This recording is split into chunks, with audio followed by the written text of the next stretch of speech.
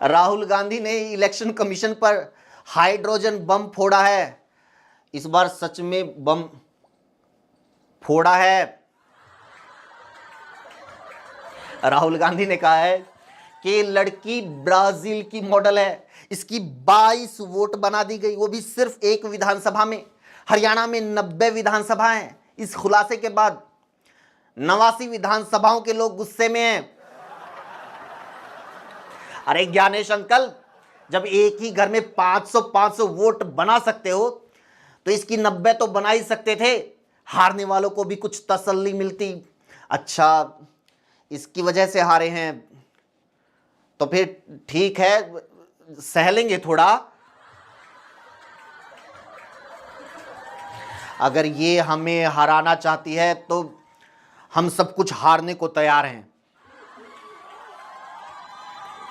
बताओ, ये हमारे हरियाणा के एक गांव की वोटर लिस्ट में है। समझ नहीं आता, ये ज्ञानेश अंकल हरियाणा की वोटर लिस्ट बना रहे थे या अपनी फैंटेसी लिस्ट। ब्राजील की मॉडल भी हरियाणा में आकर वोट करती है। हरियाणा वालों को समझ में नहीं आ रहा कि इस बात पर प्रोटेस्ट करें या प्राउड। मैं खुद प्राउड फील करने को तैयार हूं। इसको हरियाणा की वोटर नहीं, सीधे सीएम बना दो।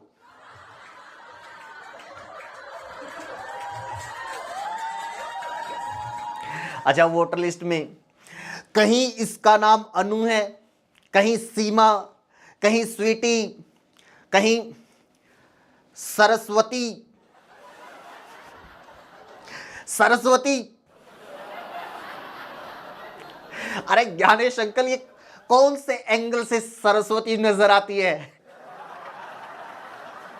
एक जगह इसका नाम है बिमला, अंगूरी, सत्यवती देवी।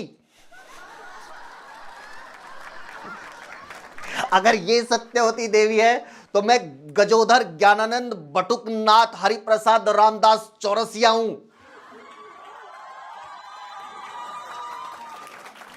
किसी के 22 बार वोट बन गए, किसी के 200 बार, फिर भी चेकिंग नहीं हुई।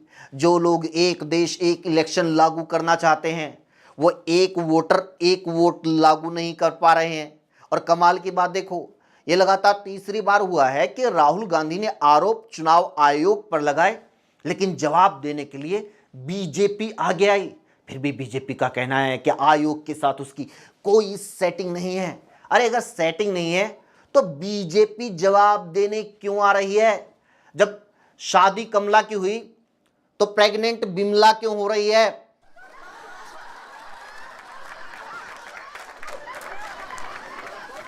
बीजेपी वाले और मीडिया वाले कह रहे हैं कि अगर राहुल गांधी के पास इतने सारे सबूत हैं तो कोर्ट क्यों नहीं जाते। आज की वीडियो में हम इसका जवाब देंगे, पूरे फैक्ट्स के साथ आपको बताएंगे कि राहुल गांधी कोर्ट क्यों नहीं जा रहे हैं और हरियाणा के जो मामले कोर्ट में गए हैं उनके साथ क्या हो रहा है। और ये भी बताएंगे कि हरियाणा में खुद बीजेपी के नेता मानते हैं कि वोटिंग में गड़बड़ी हुई है। यह खुलासा आपको किसी और प्लेटफॉर्म पर नहीं मिलेगा, इसलिए एंड तक देखिएगा। लेकिन पहले यह देखिए कि अब तक इलेक्शन कमीशन के कैसे कैसे कारनामे एक्सपोज हुए हैं। इसलिए हो सकता है कि कुछ जानकारियां रिपीट होंगी और कुछ हमारे जोक्स भी, लेकिन मजा आएगा, गारंटी की बात है। याद है राहुल गांधी ने जब पहली बार वोट चोरी पर प्रेस कॉन्फ्रेंस की थी तो दिखाया था कि कैसे वोटर लिस्ट में किसी के पिता का नाम FCKRMPL, किसी के पिता का नाम WHIRLTM, किसी के पिता का नाम EPMLNO, मतलब कुछ भी लिखा हुआ है, समझ नहीं आता ये पिता का नाम है या परमाणु बम का कोड। इतने उल जुलूल नाम कोई कैसे बोलेगा? इतना उल जुलूल तो मोदी जी टेलीप्रॉम्प्टर बंद होने के बाद भी नहीं बोल पाते। पिछले दिनों एक केस तो ऐसा भी सामने आया था जहां वोटर लिस्ट में वोटर के पति का नाम था हस्बैंड, पिता का नाम फादर, मां का नाम इलेक्शन कमीशन। और तो और इन लोगों ने तो डोनाल्ड ट्रंप को भी बिहारी बना डाला। लोग हरियाणा में वो ब्राजील की मॉडल को ढूंढते रहेंगे, उधर ट्रंप बिहार में वोट डाल के निकल जाएगा। ऐसे ऐसे कारनामे यार। मध्य प्रदेश में एक ही घर में 100 वोटर रजिस्टर हैं। जमुई में 247, मुजफ्फरपुर में 269 और हरियाणा में 501। भाई, बीजेपी ने हिंदुओं को एकजुट होने के लिए कहा था, एक साथ रहने के लिए नहीं।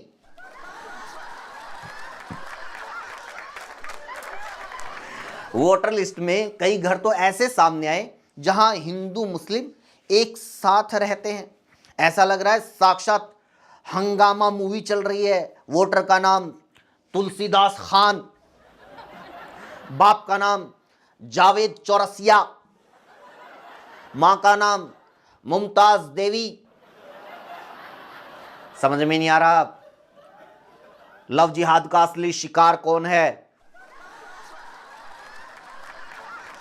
चंडीगढ़ के मेयर इलेक्शन में सीसीटीवी फुटेज की वजह से बीजेपी की चोरी पकड़ी गई थी, इसलिए राहुल गांधी ने लोकसभा इलेक्शन की भी सीसीटीवी फुटेज चुनाव आयोग से मांग ली, लेकिन आयोग ने यह वीडियो देने से इनकार कर दिया। आयोग का कहना था कि 1 लाख पोलिंग बूथों के सीसीटीवी फुटेज देखने में 273 साल लगेंगे। चुनाव आयोग को लग रहा है कि राहुल गांधी सारी वीडियो अकेले ही बैठकर देखेंगे। भाई, आयोग का काम है वीडियो देना, आप फुटेज दो। 1 लाख लोग 10 घंटे में सारी फुटेज आराम से देख लेंगे। ये क्या बात हुई कि फुटेज देखने में इतने साल लगेंगे, उतने साल लगेंगे। इस हिसाब से तो देश की सारी कोर्ट्स मुकदमों की सुनवाई करने से इनकार कर देंगी, क्योंकि उनका फैसला आने में भी 200-250 साल तो लग ही जाते हैं। कोर्ट केस से याद आया, बीजेपी वाले बार बार बोल रहे हैं कि अगर वोटिंग में धांधली का शक है तो कांग्रेस कोर्ट क्यों नहीं जा रही। एक्चुअल में सच्चाई यह है कि हरियाणा में कई लोग कोर्ट में जा चुके हैं, लेकिन कोर्ट में मामले कितनी बुरी तरह लटकते हैं और कोर्ट के आदेश के बावजूद चुनाव आयोग गड़बड़ करने से बाज नहीं आता है, वो सच्चाई आप सुनिए।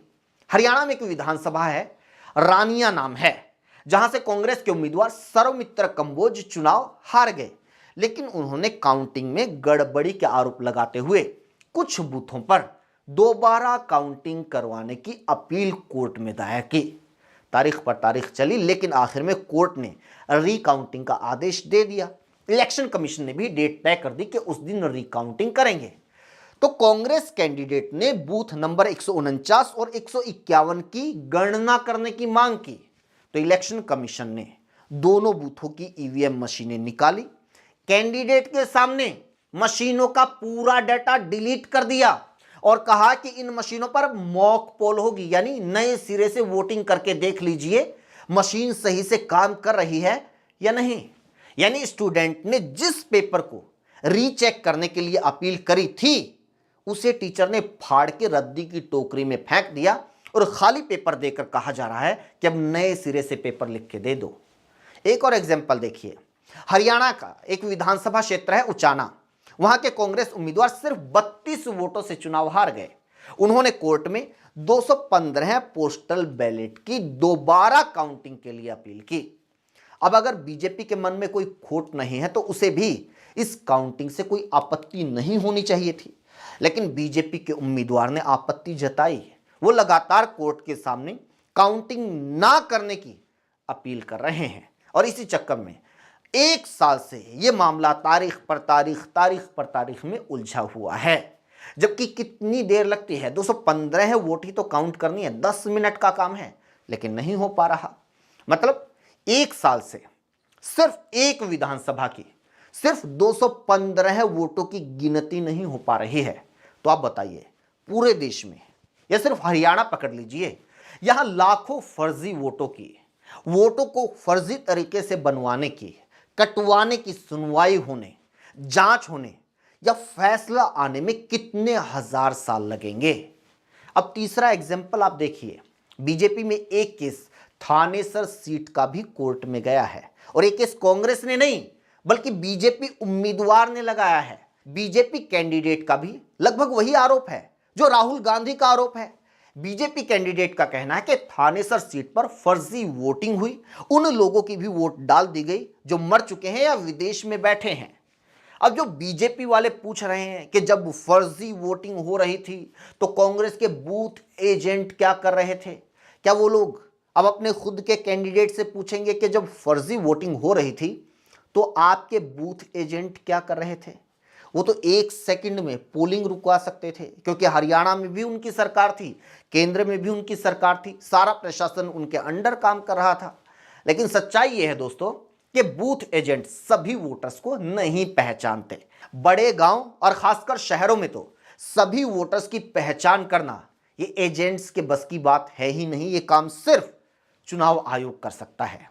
इसलिए हमने बार बार कहा है कि ये फर्जी वोटर्स का मुद्दा एक्चुअल में बहुत सीरियस है और इसमें ये कांग्रेस वर्सेस बीजेपी की लड़ाई नहीं है।